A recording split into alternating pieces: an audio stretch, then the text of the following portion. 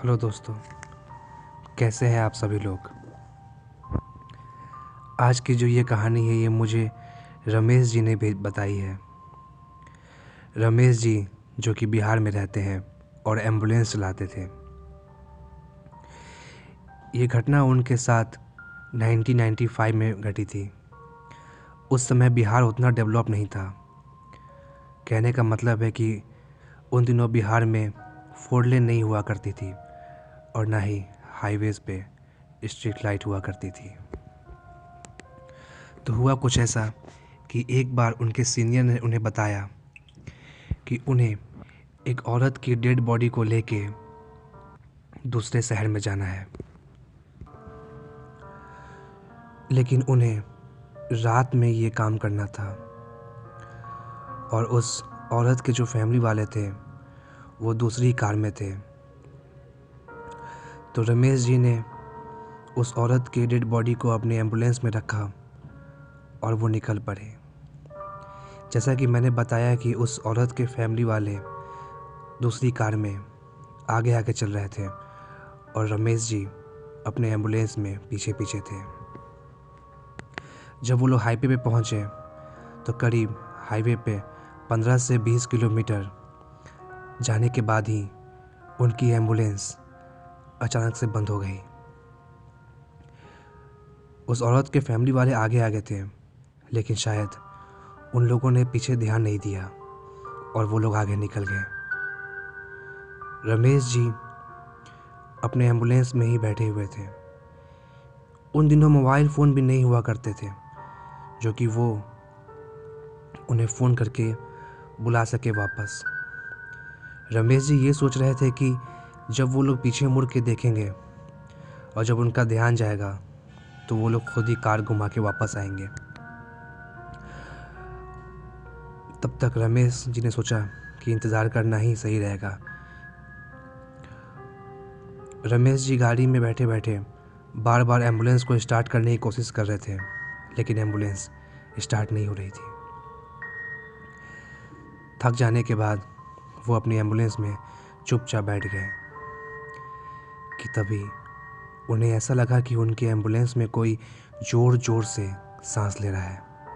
मतलब कि किसी को सांस लेने में तकलीफ़ हो रही है और उसके बाद भी वो सांस लेने की कोशिश कर रहा है। पहले तो उन्हें ये लगा कि शायद ये उनका वहम है, इसलिए उन्होंने ज़्यादा इस बात पे ध्यान नहीं दिया। लेकिन ऐसा होता ही रहा, मतलब कि वो सांस लेने की आवाज़ बार बार आ ही रही थी। रमेश जी अब थोड़ा घबरा चुके थे। उन्होंने सोचा कि क्यों ना मैं पीछे मुड़ के चेक करूं। जब उन्होंने पीछे मुड़ के देखा तो वो जो औरत की डेड बॉडी जिस कपड़े से ढकी हुई थी, उसके चेहरे के पास वह कपड़ा हिल रहा था। ऐसा लग रहा था कि वो सांस ले रही है, लेकिन ऐसा कैसे पॉसिबल था। रमेश जी अपने मन में यही सोच रहे थे और डरते डरते उन्होंने सोचा कि मैं एक बार कपड़ा हटा के चेक करता हूँ उसके चेहरे पर से। और उन्होंने वैसा ही किया। डरते डरते उन्होंने जैसे ही अपना हाथ उसके चेहरे के पास ले गए और उसके कपड़े को उसके चेहरे पर से हटाया तो उन्होंने देखा कि वो सच में सांस ले रही है।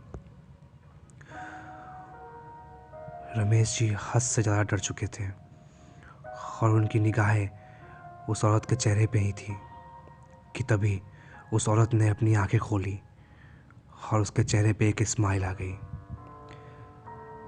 उसकी स्माइल इतनी भयानक थी कि रमेश जी डर के मारे कांपने लगे और अपने एम्बुलेंस में ही ज़ोर ज़ोर से चिल्लाने लगे, बचाओ बचाओ। और ये कह के वो अपने एम्बुलेंस का गेट को खोलने की कोशिश करने लगे, लेकिन एम्बुलेंस का गेट जाम हो चुका था। अब वो औरत जो स्माइल कर रही थी, उसकी स्माइल अब हंसी में बदल चुकी थी, मतलब कि वो ज़ोर ज़ोर से गाड़ी में हंस रही थी। रमेश जी इतना डर चुके थे कि उन्होंने अपने हाथ से ही उस एम्बुलेंस के कांच को तोड़ दिया और खिड़की से बाहर कूद गए। बाहर कूदने के बाद वो हाईवे पे भागने लगे। कुछ दूर भागने के बाद ही उन्हें एक औरत नज़र आई हाईवे के साइड में। उनकी जान में जान आई कि चलो कोई तो है यहाँ पे। वो भागते भागते उस औरत के पास गए। डर और दौड़ने के कारण उनकी सांसें फूल रही थी। उन्होंने फूलती हुई सांसों से ही उस औरत को आवाज़ दी, सुनिए, रुकिए। वो औरत रुक गई, लेकिन उस औरत ने घूंघट कर रखा था। घूंघट के कारण से उसका चेहरा नज़र नहीं आ रहा था। रमेश जी उसके पास गए और कांपती हुई आवाज़ में उन्होंने कहा, रुकिए, मेरी गाड़ी में, मेरी गाड़ी में। उन्होंने इतना ही कहा था कि उस औरत ने कहा कि तुम्हारी गाड़ी में एक आत्मा है। ये सुन के रमेश जी डर गए। उन्होंने कहा कि आपको कैसे पता? कि तभी उस औरत ने अपना घूंघट उठाया। रमेश जी की आंखें फटी की फटी रह गई। ये तो वही औरत है जिसकी लाश मेरी एम्बुलेंस में है। और वो औरत रमेश जी को देख के फिर से ज़ोर ज़ोर से हंसने लगी। रमेश जी वापस से अपनी एम्बुलेंस की तरफ भागे कि तभी उनके पीछे से एक कार की रोशनी आई। रमेश जी वापस पलटे तो देखा कि वो औरत वहाँ पे नहीं थी और उस औरत के फैमिली वाले वापस आ रहे थे। उनके फैमिली वाले कार से निकले और रमेश जी से पूछा कि आप यहाँ क्या कर रहे हैं और एम्बुलेंस कहाँ है? रमेश जी ने उन्हें सारी बात बताई, लेकिन उन्होंने उनकी बातों पर यकीन नहीं किया। रमेश जी ने कहा कि चलिए एम्बुलेंस के पास। जब वो एम्बुलेंस के पास पहुँचे तो उस औरत की डेड बॉडी वहीं पे थी।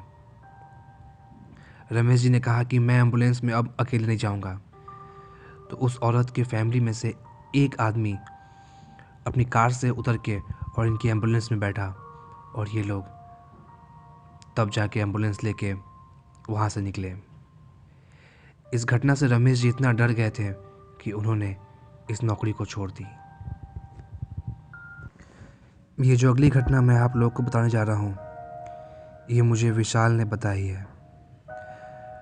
विशाल की उम्र 23 साल है और वो अपने घर से दूर दूसरे शहर में रह के पढ़ाई कर रहा है। विशाल की फैमिली उतनी रिच नहीं है, तो इसके लिए वो पार्ट टाइम जॉब भी करता है। वो जॉब एक जोकर की करता है, मतलब जो बर्थडे पार्टीज़ में आते हैं।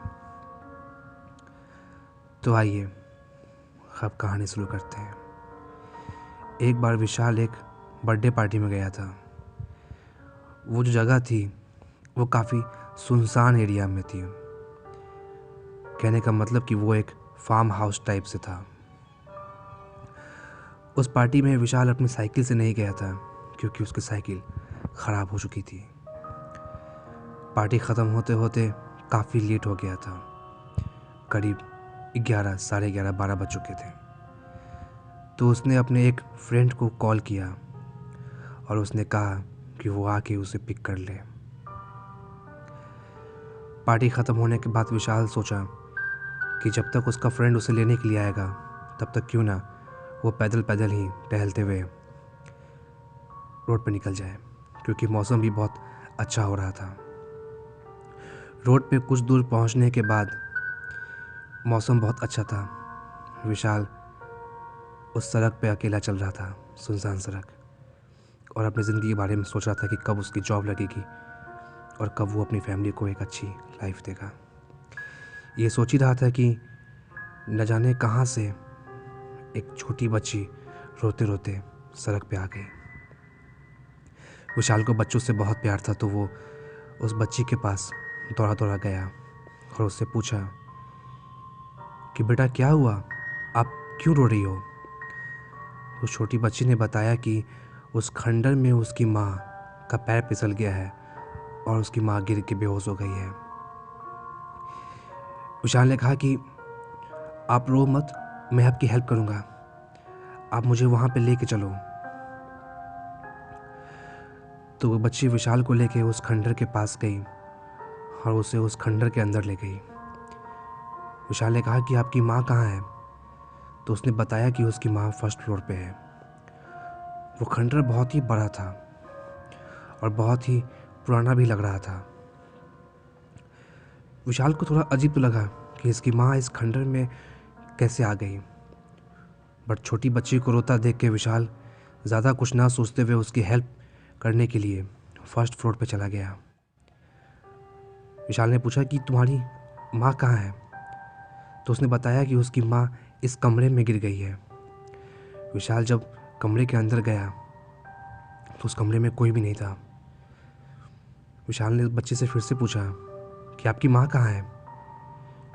लेकिन विशाल ने एक बात गौर किया कि जो बच्ची रो रही थी अब उसके चेहरे पे एक स्माइल थी और स्माइल करते करते वो विशाल के पीछे देख रही थी। विशाल ने पूछा कि आपकी माँ कहाँ है बेटा? तो उसने कहा कि आपके पीछे। विशाल जब पीछे पलटा तो उसे एक झटका लगा।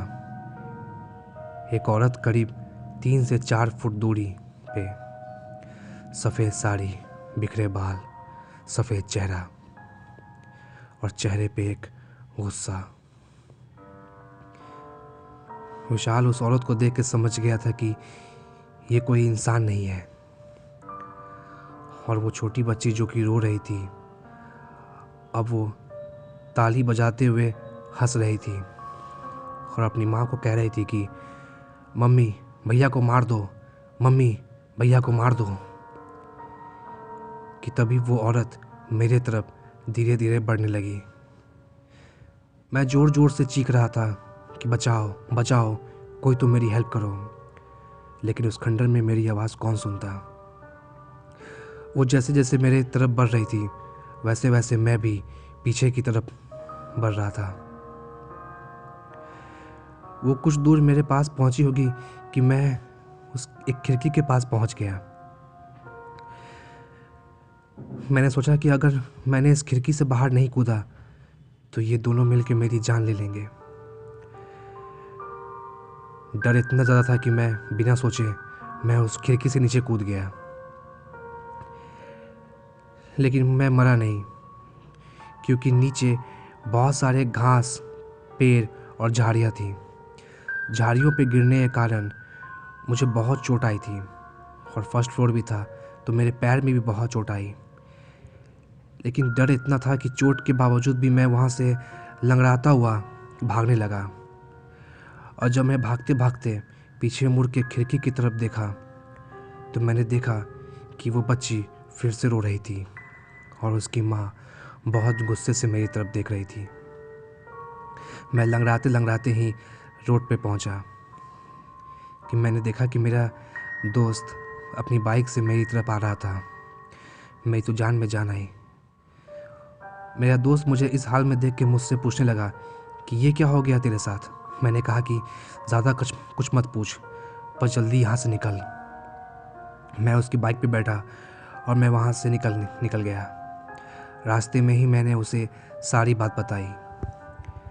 वो मेरा बहुत अच्छा दोस्त है तो उसने मेरी बातों पे यकीन किया। तो दोस्तों आज की कहानी यहीं तक थी। उम्मीद करता हूँ कि आपको कहानी पसंद आई होगी।